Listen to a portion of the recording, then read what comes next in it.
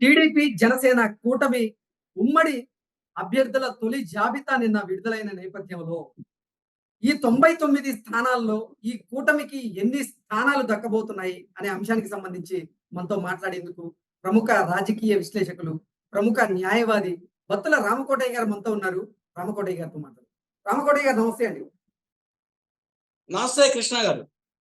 Sir, నిన్న TDP, Janasena కూటమి ఉమ్మడి అభ్యర్థుల తొలి జాబితాని రిలీజ్ చేసింది. 99 మంది పేర్లనైతే ప్రకటించింది. ఈ 99 మందిలో ఎంతమంది గెలిచే అవకాశం ఉంది? ఎన్ని స్థానాలు ఈ కూటమికి దక్కే అవకాశం ఉంది అంటే ఏం చెప్తారు? ఈ అనాలిసిస్ ఏంటి? కృష్ణ గారు, నిన్న 99 అనే సంఖ్యను మనం ఒకసారి చూసుకుంటే తెలుగుదేశం పార్టీకి అది లక్కీ నెంబర్, అన్నగారు లక్కీ నెంబర్. 9 + 9 = 18. మనం 18 అంటే టోటల్ 9 వస్తుంది. తెలుగుదేశం పార్టీ లక్కీ నెంబర్ కూడా 9 కాబట్టి గతంలో ఎన్టీ రామారావు గారు కూడా జనవరి 9న ప్రమాణ స్వీకారం చేశారు. వారికి అత్యంత ఇష్టమైన నెంబరు. అందుకని ఈ తెలుగుదేశం పార్టీ వ్యవస్థాపక అధ్యక్షులు, మన దివంగత నేత, మనకి తెలుగువారి ఆరాధ దైవం, ప్రీతమ నాయకుడైనటువంటి ఎన్టీ రామారావు గారి యొక్క లక్కీ నెంబర్ తోనే విడుదల చేశారు. కాబట్టి నాకైతే 70+ సీట్స్ తోటి తెలుగుదేశం పార్టీ గెలుస్తుందనేది ఆశాభావంతో ఉన్నాను. దరిదాపు ఇవి ప్రకటించినటువంటి స్థానాలు అన్ని కూడా చూస్తే గెలుపు స్థానాలు. ఇందులో ఎక్కడా కూడా ఓటమికి సంబంధించినటువంటి స్థానాలు ఎక్కడ కనిపించట్లేదు. గన్ షాట్ గా గెలిచేటటువంటి స్థానాలనే తెలుగుదేశం పార్టీ కానివ్వండి, జనసేన కానివ్వండి ప్రకటించింది. ఇక్కడ నాకు తెలిసి 1/3 దగ్గర 3 వంతులు సీట్లని తెలుగుదేశం పార్టీ కైవాసం చేసుకుంటున్న దాంట్లో అతిశయోక్తి లేదు. ఈరోజు ప్రకటించిన స్థానాలన్నీ కూడా స్ట్రాంగ్ టీడీపీ జోన్, స్ట్రాంగ్ జనసేనకు ఉన్నటువంటి జోన్స్, గ్రౌండ్ లెవెల్లో బాగా ఉన్నటువంటి ఈ ఏరియాల్లో ఇవి ప్రకటించారు. క్యాడర్ పరంగా చూసినా, లీడర్స్ పరంగా చూసినా ఈ యొక్క జోన్ మొత్తం కూడా టీడీపీకి పంచుకోవట్లు అనమాట. ఈ ఎట్టి పరిస్థితుల్లో గెలవడానికి అవకాశం ఉన్నటువంటి స్థానాలు తెలుగుదేశం పార్టీ యొక్క గెలుపుని డిసైడ్ చేసేటటువంటి స్థానాలుగా చెప్తున్నాను. ఒక రకంగా చెప్పాలంటే ఇక్కడ క్లీన్ స్వీప్ చేయడానికి కూడా అవకాశం ఉంది. అందుకనే ఈ 99 స్థానాలు ఒక్కసారిగా చంద్రబాబు నాయుడు గారు వ్యూహరచన చేసి అన్ని కోణాల్లో ఆలోచించి, ఇన్ ఆఫ్ ఆల్ యాంగిల్స్ ఆలోచించి, మరో పక్క జనసేన తోటి సమన్వయం చేసుకొని, కోఆర్డినేట్ చేసుకొని విడుదల చేసినటువంటి తీరు చూస్తే అమోహం. ఆయన 45 సంవత్సరాల రాజకీయ ఎక్స్పీరియన్స్ ని రంగరించి సింగరించి తెలుగుదేశం పార్టీ విడుదల చేసినటువంటి సీట్లు చూసేవరకే జగన్ శిబిరాల్లో మైండ్ బ్లాక్ అయింది. ఒక రకంగా వాళ్ళు వణుకు పుట్టించేటటువంటి లిస్ట్ గా కూడా నేను చెప్తా ఉన్నాను. ఇదే గెలుపుని డిసైడ్ చేసేటటువంటి లిస్ట్ గా కూడా మనం ఓవరాల్ గా 99 స్థానాల్లో ఎన్ని స్థానాలు గెలిచే అవకాశం ఉందంటారు?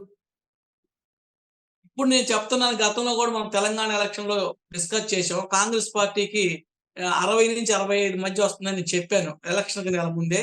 ఈ 99 స్థానాల్లో 70+ తోటి తెలుగుదేశం పార్టీ గెలుస్తుంది.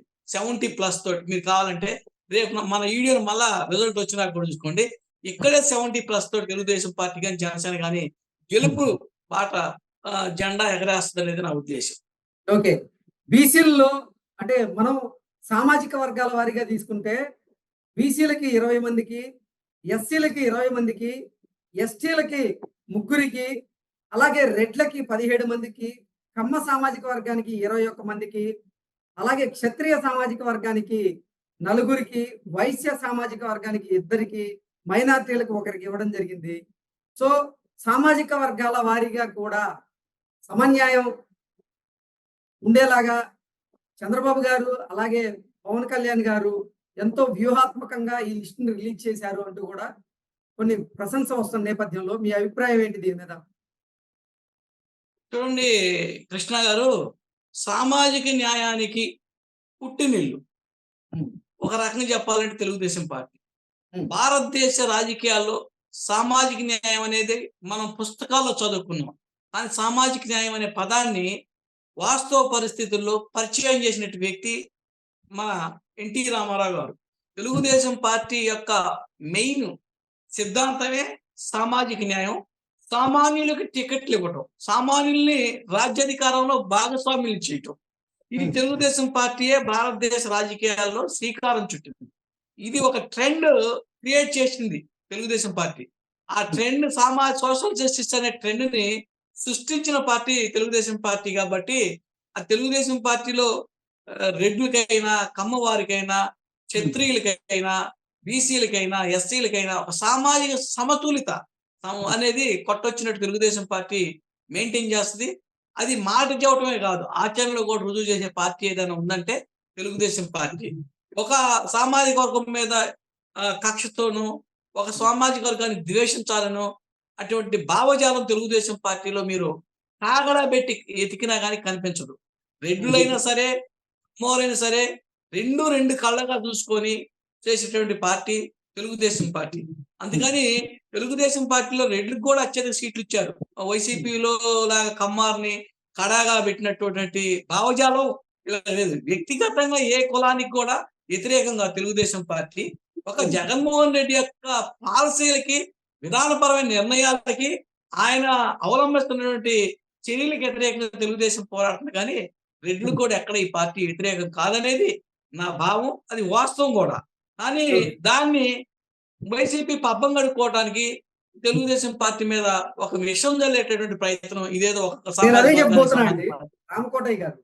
రెడ్లకి అలాగే కాపులకి, కమ్మకి మాత్రమే పెద్దపీట వేస్తున్నారు, మిగతా వాళ్ళని విస్మరిస్తున్నారు. టీడీపీ జనసేన కూటమి అంటూ కూడా వైఎస్ఆర్సీపీకి సంబంధించిన వాళ్ళు కొంతమంది విషం జిమ్మేటువంటి ప్రయత్నం అయితే చేస్తున్నారు. దీన్ని ఎలా చూడొచ్చు మనం?